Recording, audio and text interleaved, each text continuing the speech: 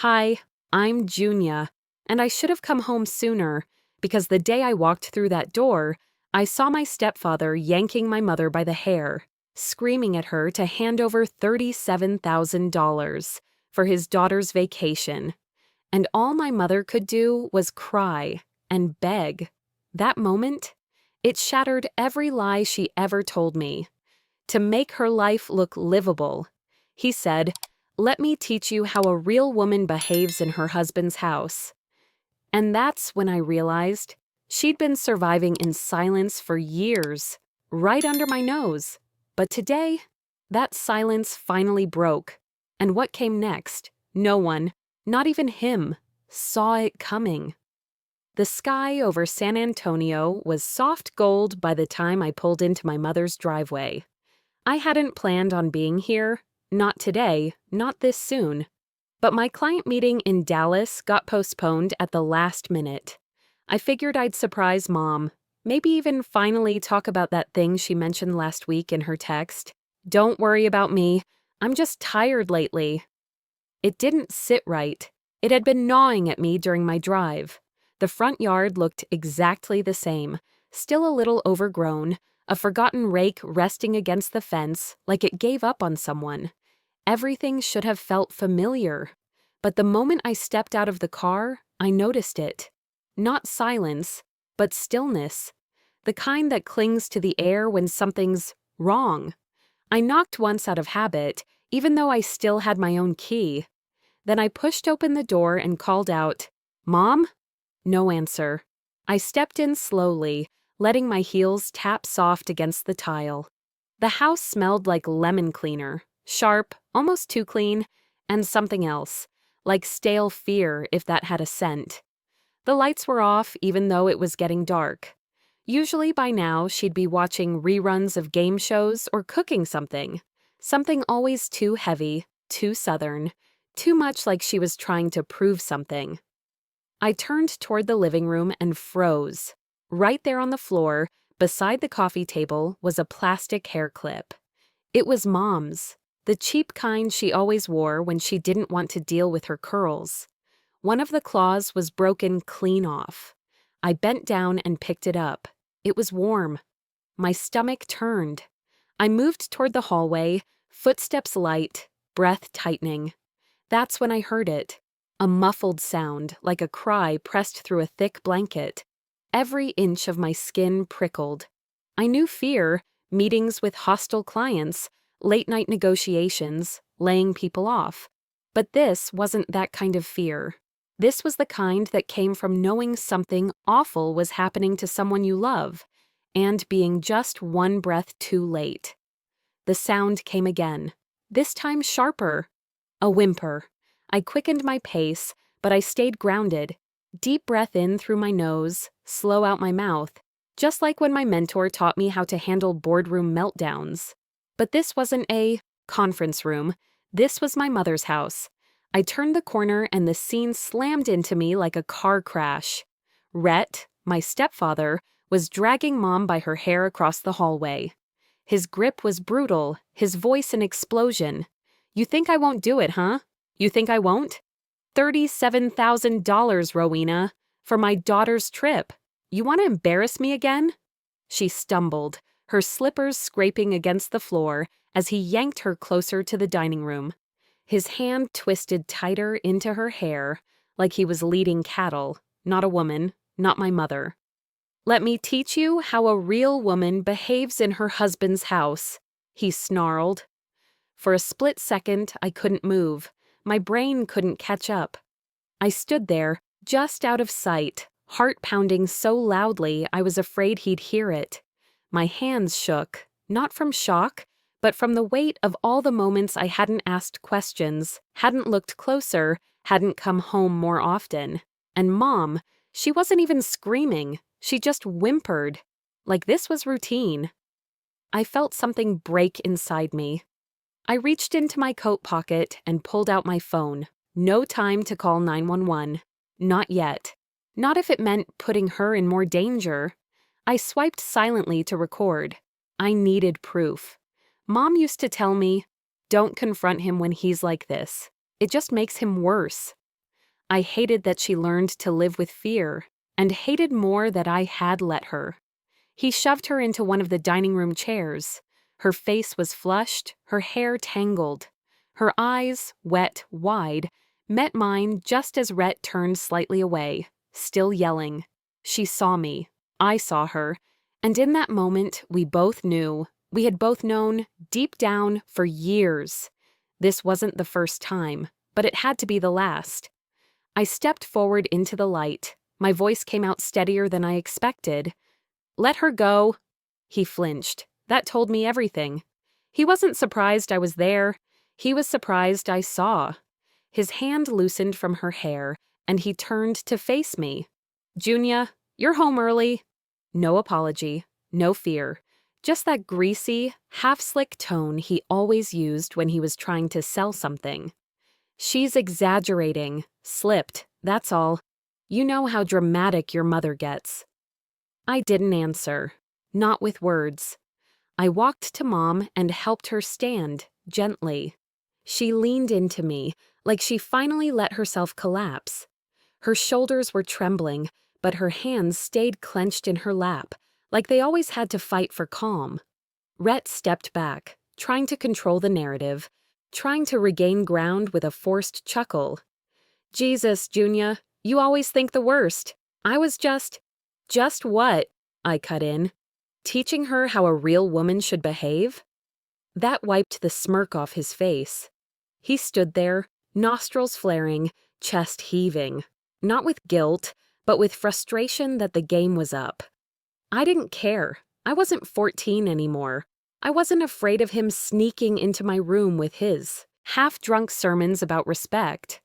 I wasn't scared of his raised voice or his long silences. I was done being scared. I kept my eyes locked on him as I backed away, holding Mom close, walking us out of that room, out of that war zone.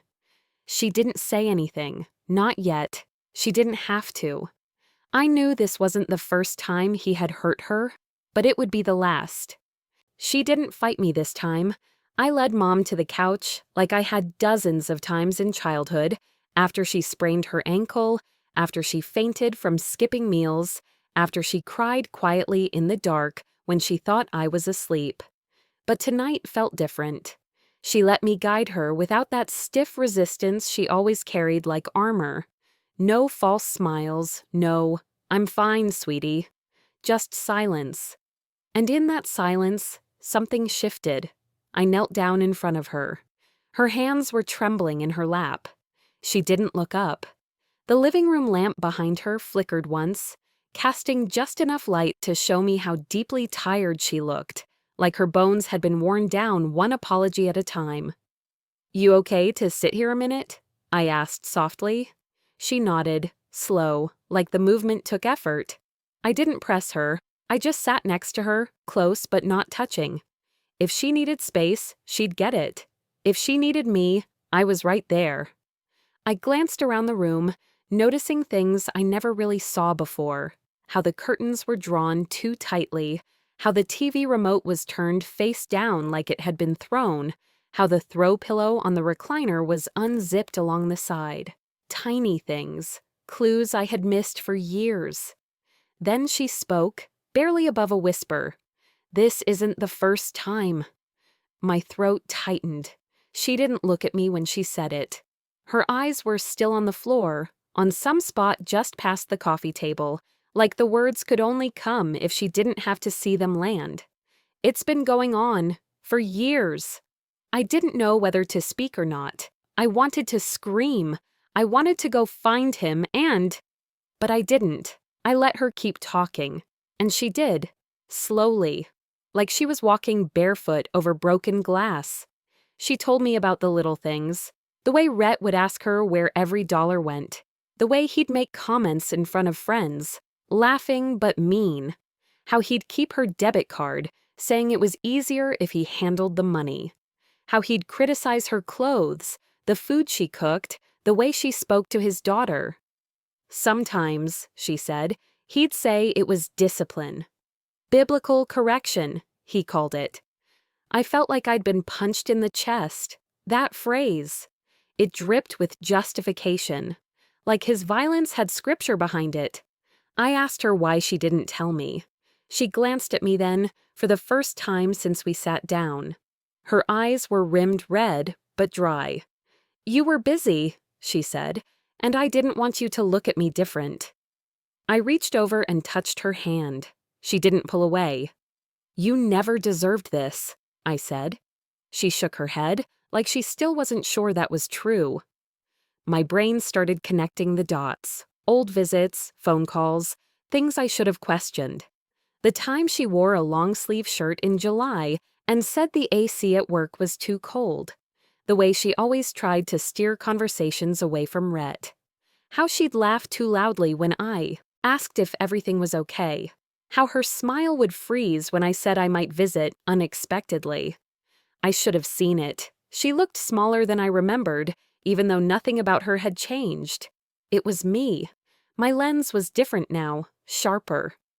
"I should have known," I murmured. "No," she said, firm this time. "He's good at hiding. That's what makes it so hard to leave. You start thinking maybe it is you." We sat in silence again, until she added, "He's been saving up for Aileen, Europe trip. He said I was selfish for not helping." I looked at her, confused.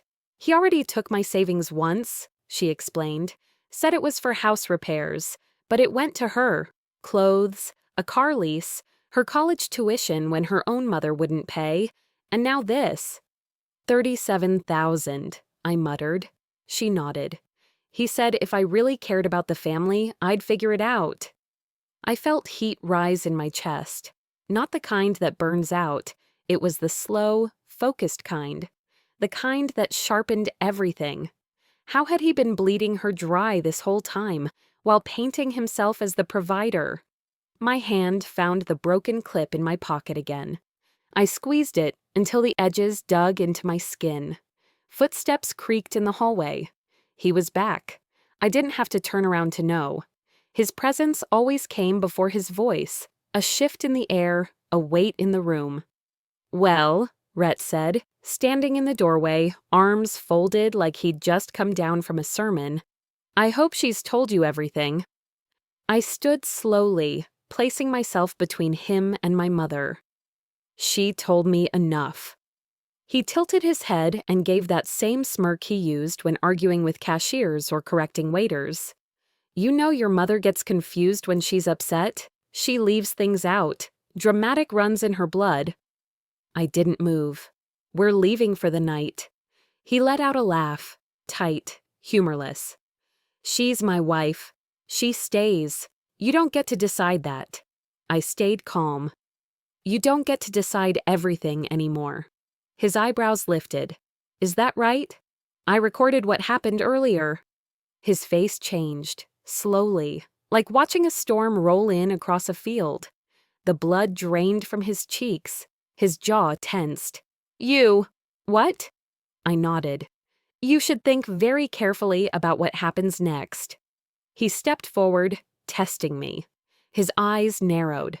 "You don't know what you're starting," he said, low and sharp. I didn't blink. "I'm not starting anything. I'm finishing it." We stared at each other. A silence filled the room, but it wasn't peace. It was calculation. His, mine. He wanted control back. I was done handing it to him.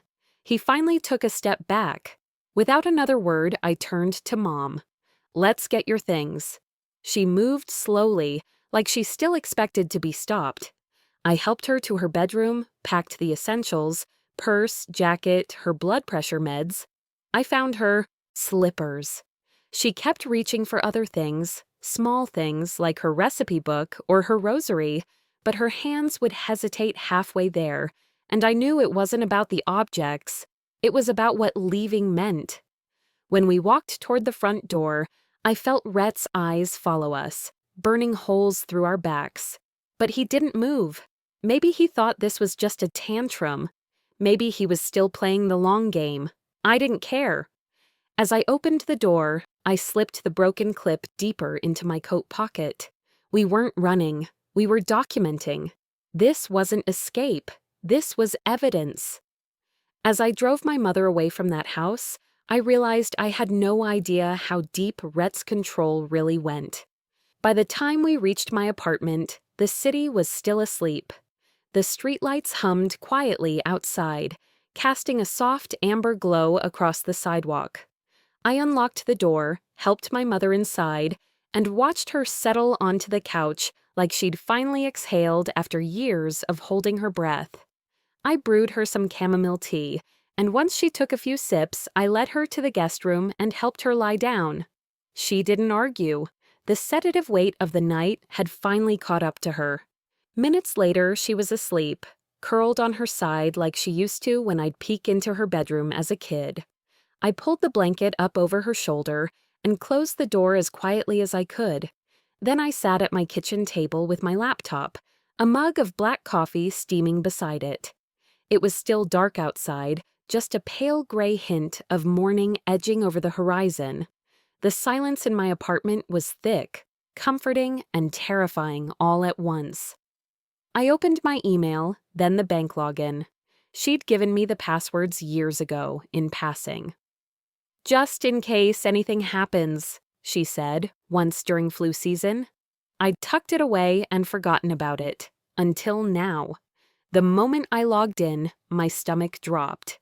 The account balances were lower than I expected, and as I clicked through the statements, a pattern started to form.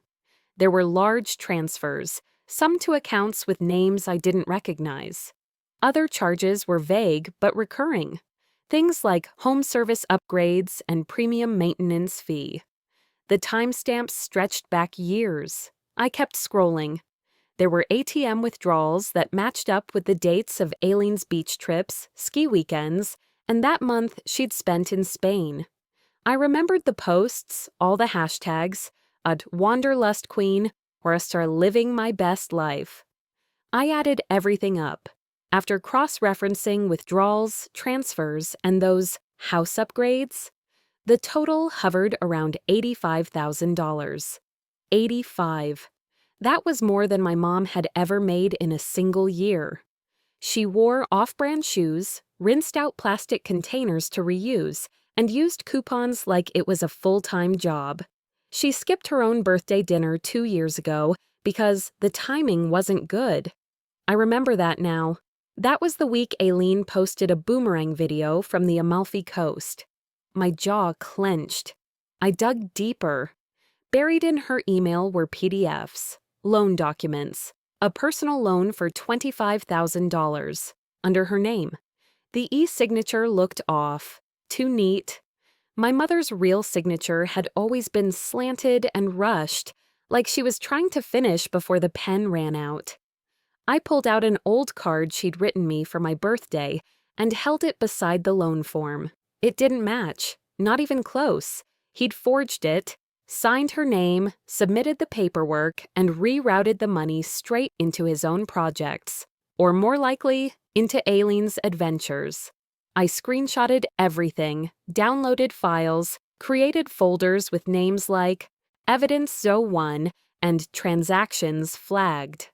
I wasn't thinking like a daughter anymore. I was operating like I was building a case file. When the guest room door creaked open behind me, I froze. Mom walked into the kitchen slowly, arms folded across her chest, her face pale but alert.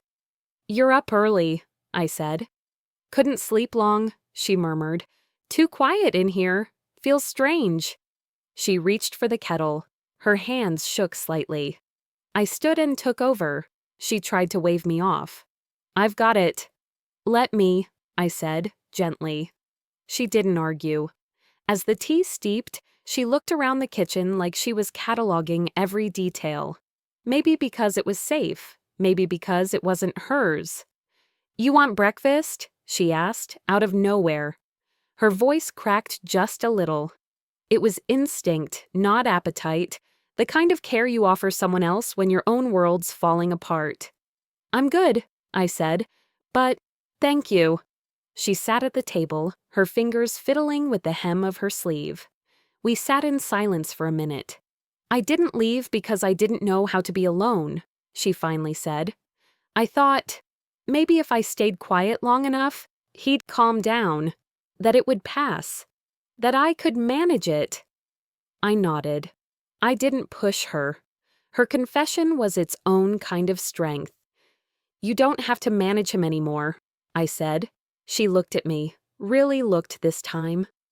You always had this certainty, like you could walk into a mess and come out clean. I didn't want you to see me like this. I reached for her hand. It's not about seeing you. It's about finally knowing you. And I wish I'd known sooner. We stayed like that a moment, just breathing in the stillness. Then I turned back to the laptop. I found the loan and the signature. You didn't sign it, did you? Her eyes widened. Loan? What loan? That's what I thought. I pulled up the PDF, let her look. That's not my handwriting, she whispered. I know. He forged it. I showed her the comparison side by side. Her birthday card, the loan doc. She covered her mouth. I'm building a case, I said. We're not just walking away, we're fighting back. Her chin trembled. She nodded, but didn't speak. By noon, I had everything categorized. Dates, files, screenshots, even audio from the night before. I made backup copies and saved them to an external drive. I sent one set to my work email just in case. And then, just before I shut my laptop, a notification pinged from my security app. Motion detected. I clicked. It was from 4:12 a.m., while we were both asleep. The footage played, a figure at the edge of the frame, too dark for detail. But the way the man stood, arms crossed, weight on one leg, that slouching tilt of the head. I'd seen it my whole life. It was him. He'd come to my apartment. I paused the video and stared at the screen. He didn't knock, didn't ring. The bell.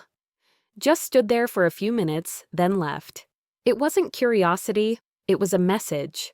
I walked to the window and looked out over the street. Midday traffic passed normally, nothing suspicious. But that sense of unease had crept in like a draft through a cracked window. He's not just angry, I whispered. He's desperate. There wasn't going to be a clean break. This wasn't just leaving him. This was a war. That was when I realized Rhett wasn't planning to let my mother go without a fight. The sky outside was still tinted gray when I sat down at my kitchen table again. I hadn't slept, not really. I kept hearing his voice in my head, low, sharp, full of venom he hadn't even tried to hide anymore. Rhett wasn't going to let this go quietly, and neither was I. While Mom stayed in the guest room, resting as best she could, I opened my laptop and pulled out my phone. I started with a short list, contacts from old contracts, a few business attorneys I'd worked with years ago. I wasn't looking for favors. I was looking for someone who'd take this seriously. I kept my tone factual, no theatrics. I mentioned the forged loan documents, financial coercion, and our concerns for personal safety. One by one, I got the same rehearsed responses. We're currently not accepting new clients. Earliest appointment would be in 3 weeks. This isn't exactly our area. Each no added a weight to my chest I couldn't shake. These weren't strangers I was calling. These were people I'd recommended to clients. People who owed me more than a courtesy callback. But all I got was silence or a referral to someone else's voicemail. I was halfway through dialing the 5th name on my list when my phone buzzed. A new email. The subject line was simple. Call me today. I can help. The name below it made me pause. Eris Landon. I hadn't spoken to her in years. She was an older attorney I'd met through a merger case, someone with a sharp mind and a reputation for doing things by the book, but never being afraid to rewrite the book when the law got in the way of justice. I didn't hesitate. I called. She answered on the second ring.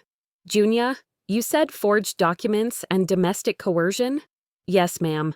Bring your mother. Come now. The urgency in her voice was calm but absolute. Mom hesitated when I gently woke her, But I didn't push. I just told her, "We're going to talk to someone who knows what she's doing. She's kind. She listens."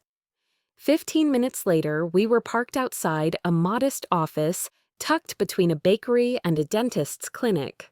Nothing flashy. Just a bronze plaque by the door and blinds pulled halfway.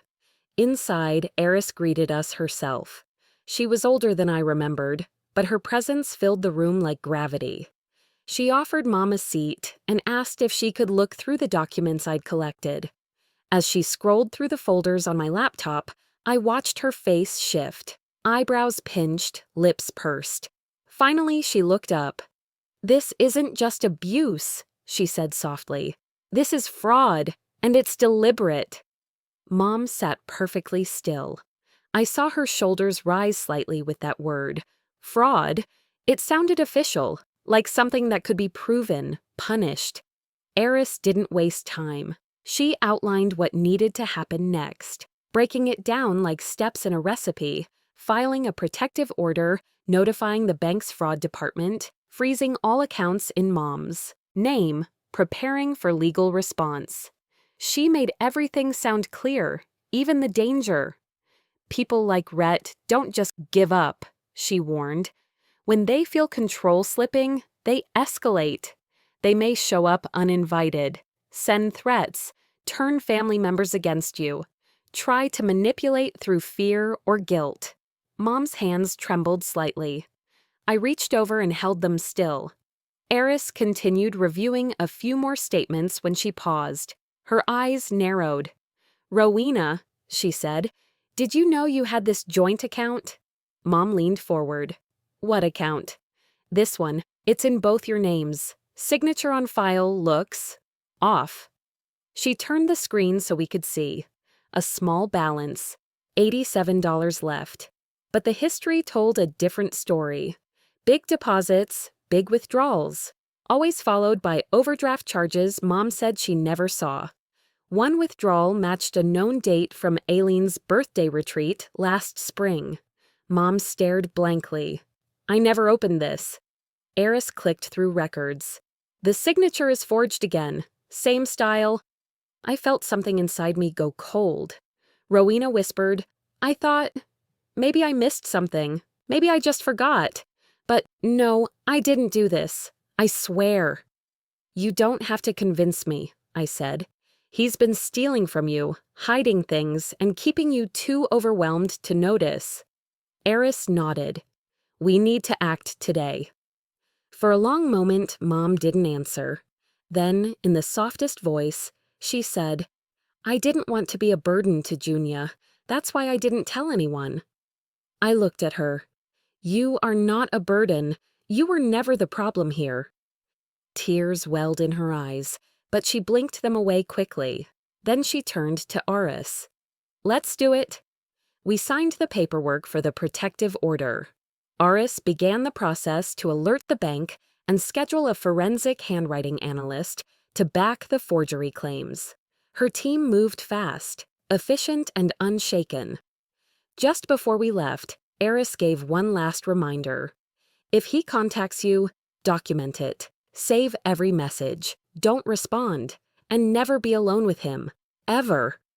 We thanked her and walked back out into the afternoon light. It was warm but overcast, the kind of weather that keeps you watching the sky for something to shift. As I unlocked the car, I checked my phone. 3 missed calls. Same unknown number, a voicemail. I played it on speaker as we sat inside the car. Rhett's voice came through smooth, quiet, almost pleasant. "Bring my wife home. You don't want this to get worse." Mom went pale. I didn't flinch. I hit save on the voicemail, then blocked the number. He was moving his pieces now. So was I. I locked the doors, placed my hand on the steering wheel, and stared straight ahead. This wouldn't end in court documents alone. This wasn't about a broken marriage anymore. This was something else. I could feel the storm building long before we even reached my apartment. The moment we stepped inside my apartment, the silence felt too loud. I flicked on the light, half expecting something to be out of place. Nothing was. but something was off. Then I saw it.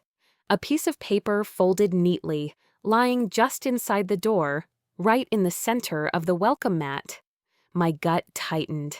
I picked it up slowly, almost hoping it was some advertisement someone slid under the door.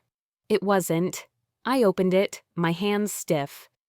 "You think you're helping her? You're ruining her. Bring her home before she loses everything." No name. But I knew that handwriting. I'd seen it in birthday cards and notes scribbled on the fridge back at their house. Rhett didn't bother hiding it. My eyes scanned the hallway one last time before I shut the door and locked it. Both bolts. I didn't say anything right away. I needed to think, needed to stay calm. Mom followed me in, moving slowly like every joint ached. She looked smaller under my living room light, bundled in my old college hoodie. She caught my expression and froze. "What's wrong?" she asked. I handed her the note. She read it. Her face paled. And then, for the first time since we left her house, she broke. "I knew it," she whispered. "He's watching. He knows everything. We shouldn't have left." I reached out, but she stepped back. Her breathing grew rapid, chest rising and falling in shallow bursts. "Maybe we just wait it out," she said, her voice shaking. "Maybe if I go home for now, just to calm him down, just for a little bit, he'll settle down. You don't know what he's like when he feels cornered." I did know. I'd seen it. I grabbed her shoulders gently. "Mom, look at me. You don't have to go anywhere. You're safe here." But she wasn't hearing me. Her eyes darted to the door, to the windows, to the shadows on the wall. Her mind had already gone back there, to the kitchen floor, to the bruises she never told me about, to years of swallowing fear so deep it became routine. "I shouldn't have let you get involved," she said, collapsing onto the couch. "You've got your life, your job. I messed everything up." I sat beside her. But inside, I was spiraling. What if I was making it worse? What if this pushed him too far? I remembered all those dinners over the past few years where she'd smile too hard, change the subject when I asked about Rhett, joke about things that weren't funny. And I let it slide because it was easier, because I told myself she was an adult and maybe it wasn't my place. I let her live in that house, under that roof. I looked away, and now here we were. She cried quietly, and I sat there holding guilt like a weight across my chest. I pulled out my phone, not knowing what I was even looking for. I scrolled back to the video I'd recorded, him dragging her by the hair, shouting, her face twisted in pain. I pressed play. His voice cut through the room like a knife. "You think you can talk back to me? I'll teach you how a real woman behaves in my house." My mother winced when she heard it again, but I didn't stop it. I needed to hear it. I needed to remember exactly why we left. When it ended, I set the phone down and knelt in front of her. "Listen to me," I said. "He is not safe. You are not going back there. Not now, not ever." She blinked through tears, her face caught somewhere between fear and fatigue. "I don't know how to start over," she whispered. "You don't have to do it alone." For the first time, she nodded. It wasn't firm, but it was a start. I helped her to her feet and brought her some tea. While she sipped it, hands still trembling, I grabbed a notepad and started making a list. Replace apartment locks tomorrow, call Zaina upstairs, ask her to keep an eye out, upload video evidence and documents to a secure cloud, add alerts to Mom's accounts, print extra copies of Eris's filings. I wasn't just reacting anymore. I was preparing. My apartment, usually a sanctuary of control and quiet, suddenly felt like a war room. I looked around at my tidy kitchen, the half-read book still sitting on the coffee table, and realized life was about to look very different for a while. Mom dozed off on the couch not long after, worn down completely. I tucked a blanket over her, double-checked the locks, and turned off the main light. As I stood by the window, something nudged at me. A chill. I opened the hallway camera app. At first, there was nothing, just the quiet corridor. Then I saw it. At the far end of the hallway, just outside the frame of clarity, someone stood still. Too far to identify, but the silhouette, tall, stiff posture, hands in pockets, was enough. Watching. Waiting. I didn't breathe. I just watched. After a full minute, the figure turned and walked away, disappearing down the stairwell. I closed the app and locked the window, even though we were several floors up. This wasn't just intimidation anymore. He was letting us know he could be anywhere. But so could I. I had no intention of hiding. Not now, not ever. Those words stayed with me through the night.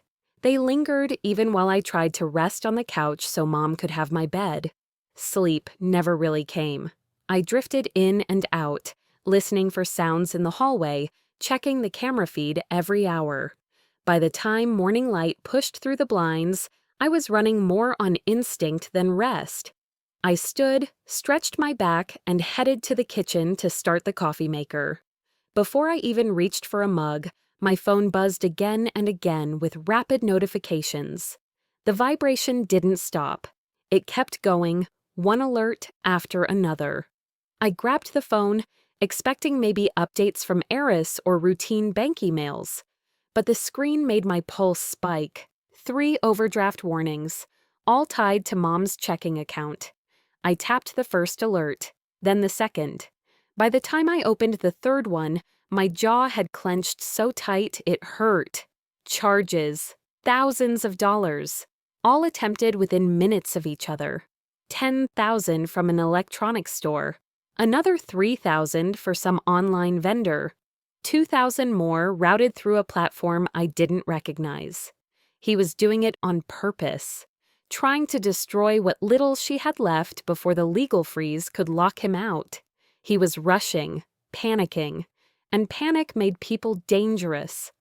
Mom was still asleep down the hall, breathing softly, finally at peace for the first time in years.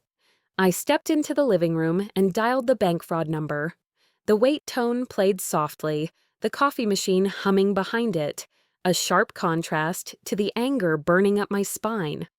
A representative answered.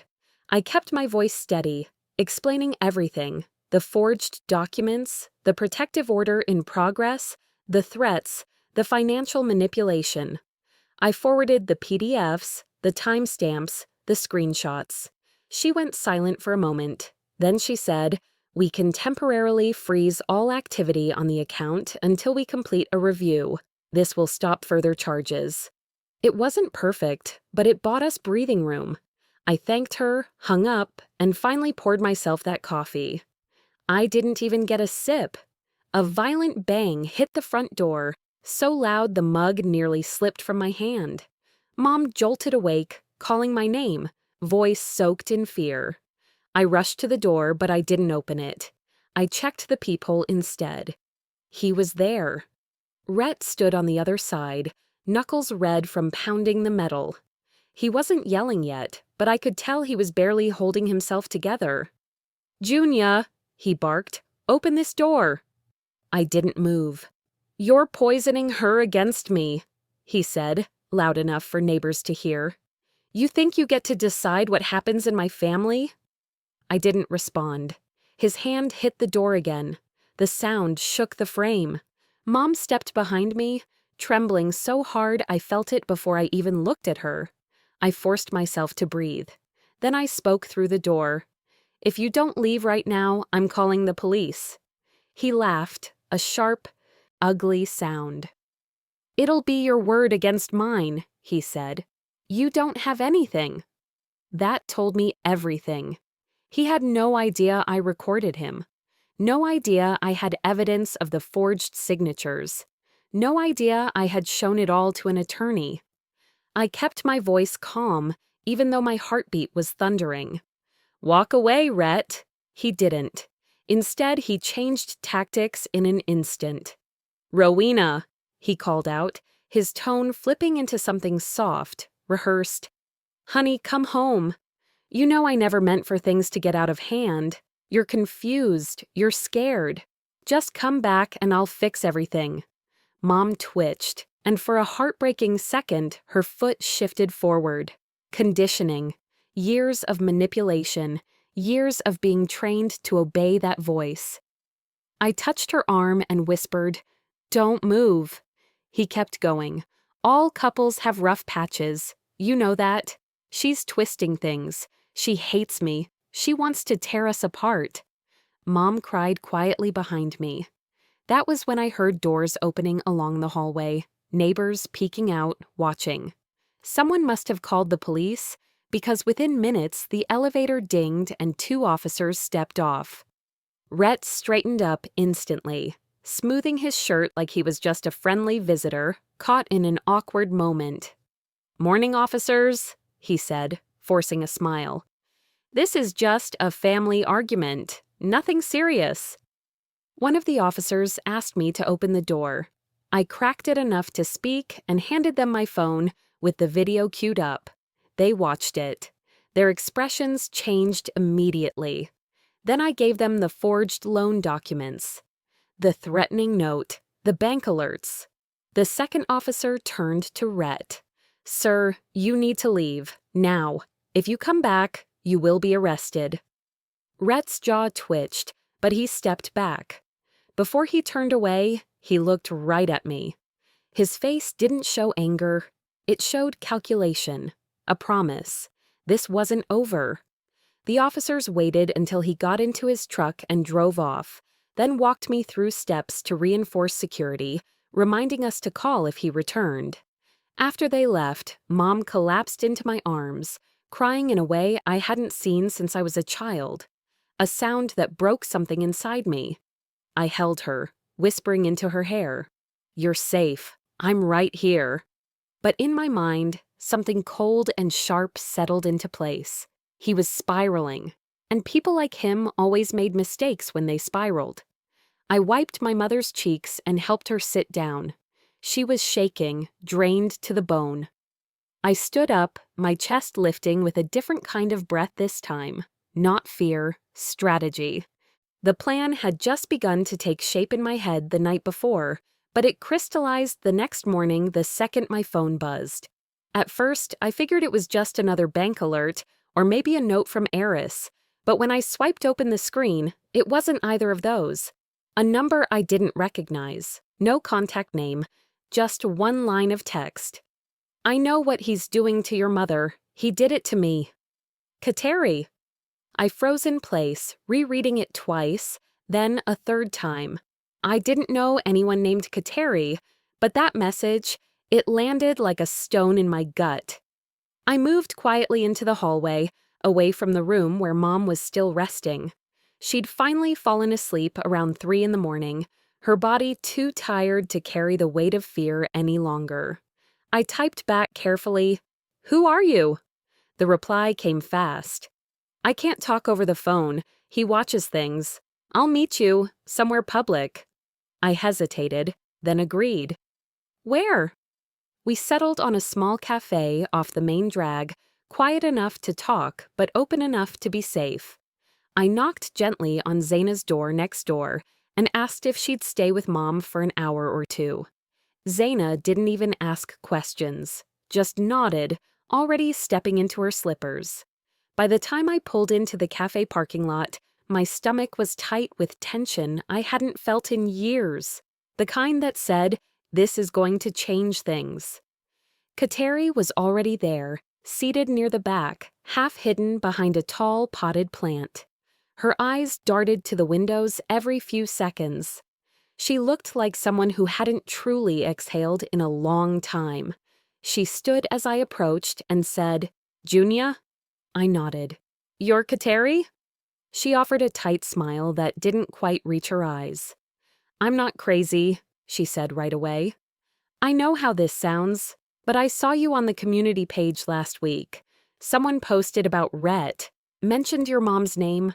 I knew it had to be her." I sat down slowly. "What do you know?"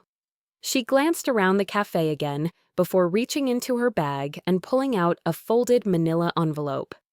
"I used to be with him, before he met your mom." It didn't last long, a year, maybe, but it took me longer than that to get my life back. Inside the envelope were printed emails, screenshots of messages, even a few pictures, dates scribbled in the margins, red circles around phrases like, "You think you're better than me?" and "No one else is ever going to want you." She laid them out on the table like cards in a losing hand. He isolated me from my sister, took control of my bank account. He made me feel like every problem we had was my fault. He didn't hit me, not then, but he knew how to make you disappear without touching you. I didn't interrupt. I let her speak. I needed to hear it. He told me once he could ruin me with a few phone calls. I thought he was bluffing until my boss got an anonymous complaint accusing me of stealing. They nearly fired me. I couldn't prove it was him, but I knew. It was always just enough to make me look unstable. I swallowed hard. He's trying to do it again. She looked at me. I know. That's why I reached out. She tapped the envelope again. Take it. Show your lawyer. Whatever he's doing now, it's not new. It's who he is. He plans ahead, leaves no fingerprints, but he messes up when he's angry. That's when he gets sloppy. I couldn't speak for a second. The pieces were falling together too fast. The note under the door, the overdrafts, the voicemail, the figure outside our hallway camera. None of it was random. It was steps, a pattern, a calculated lead-up to making my mother, or even me, look unstable. He almost got me fired, Kateri whispered. My landlord believed his lies and kicked me out. I had nothing. I left town, changed my number. I've been afraid for 6 years. She paused, her voice breaking. But I saw your name, and something in me said, if someone's finally standing up to him, maybe this is my chance to make it right. I reached across the table and covered her hand with mine. You're not alone anymore. We sat in silence for a moment. Two women who had seen different versions of the same monster. After thanking her again, I promised to keep her name confidential and asked if I could show everything to Eris. She nodded, then stood slowly, adjusting her scarf. I don't want to live in fear anymore either, she said. When I got back to the apartment, Rowena was sitting on the couch, holding a cup of tea with both hands, like it was the only thing keeping her steady. I sat beside her and opened the envelope. I watched her face shift. Shock, disbelief, quiet devastation. She was before me? She whispered. I nodded. She pressed the back of her hand to her mouth. He's been doing this for years. Yes. Her shoulders sagged. Then, after a long moment, she whispered, I don't want to be afraid anymore. And for the first time, I saw it. Not just in her voice, but in her eyes. The fear hadn't left, but something else had arrived. Resolve. We spent the next few hours organizing every document, hers, mine, and now Kateri's, scanning everything, labeling folders.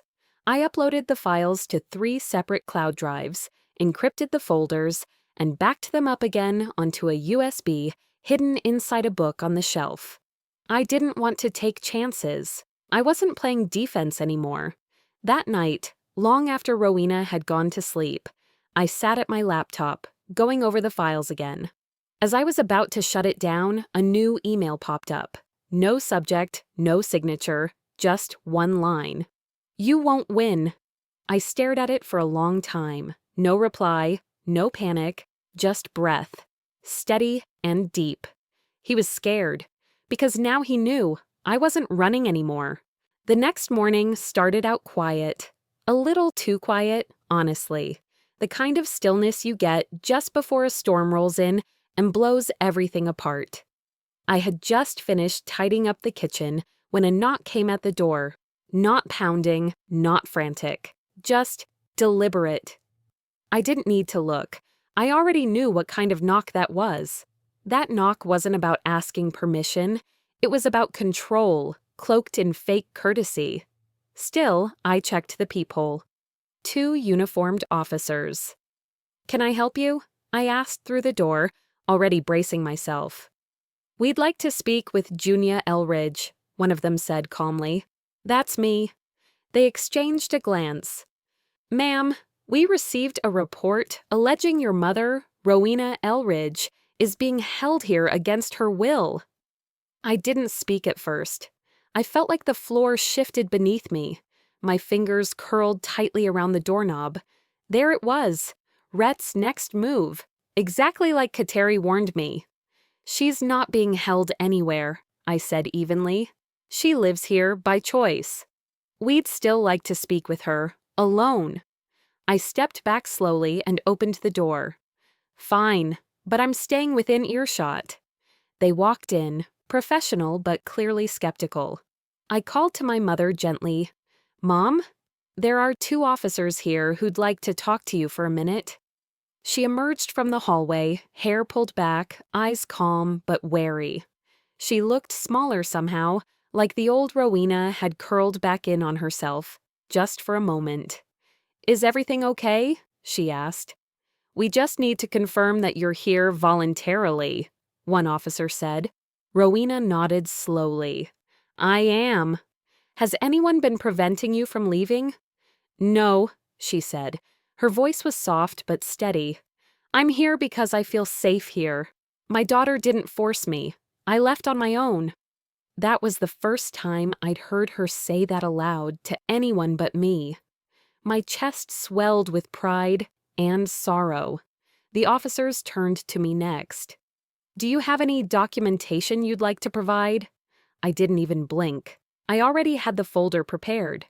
"Here," I said, handing it over. "Financial records showing forged signatures, video footage of physical abuse, testimony from another woman he did this to, and screenshots of threatening messages." They flipped through it in silence. One of them, an older man with kind eyes, paused at the photo of my mother's bruised shoulder. He looked up slowly. "Ma'am, this is a pattern. You did the right thing." They left after taking brief notes, promising to inform the department handling the protective order and fast-track the update. I barely had time to exhale before the next strike landed. The alert came on my phone. Aileen had posted something. The caption read, "My sister is destroying our family. She's poisoning our mother's mind. She's faking everything. This is all for money." Below it were pictures of us from old. Family holidays, twisted into some sick narrative about betrayal and manipulation. I scrolled down. The comments were worse. People we knew. People I'd grown up with. One said, "Junia always was dramatic. Guess she finally snapped." Another wrote, "She needs help. This is sad." Mom was sitting beside me, and when she saw her sister's name, her hands flew to her face. "Oh no, no, she didn't." She wept, not just from the betrayal, but from the realization that Rhett was using family to isolate us even more. That's when something inside me broke.